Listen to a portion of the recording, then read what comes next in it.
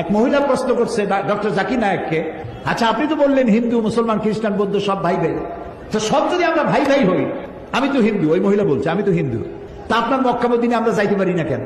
এটা কঠিন প্রশ্ন। আমি চিন্তা করলাম কি জবাব দেয়, আমার কাছেও জবাব আছে, কিন্তু উনি কি বলেন সেটা শোনা দরকার।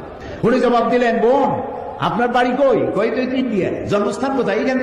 আমার জন্মস্থান এখানে। আচ্ছা বোন আপনি কি জানেন যে ইন্ডিয়ায় এমন এমন জায়গা আছে যেখানে এখানে জন্মগ্রহণ করার পরেও সে জায়গায় আপনি আর আমি যাইতে পারি না, এরকম জায়গার নাম জানেন? কোন এরকম জায়গা থাকবে কেন? আমি ইন্ডিয়া জন্মগ্রহণ করছি, সব জায়গায় যাইতে পারি। উনি বললেন মোটেই না, এখানে এমন এমন জায়গা আছে যেখানে আপনি আমি প্রবেশ করতে পারবো না, তার নাম ক্যান্টনমেন্ট। ক্যান্টনমেন্টে আপনিও ঢুকতে পারবেন না, আমি ঢুকতে পারবো না।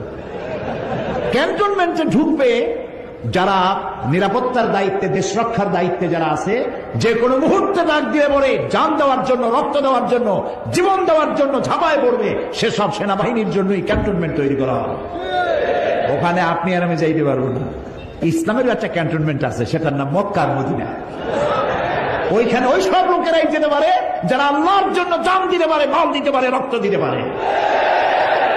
প্রিয় বোন, আপনিও যেতে পারবেন। আপনার পাসপোর্টে একটা ভিসা লাগান, ভিসার নাম লা ইলাহা ইল্লাল্লাহ মুহাম্মাদুর রাসূলুল্লাহ। কালকে আপনি মক্কা মদিনা চলে যান। কি সুন্দর জবাব!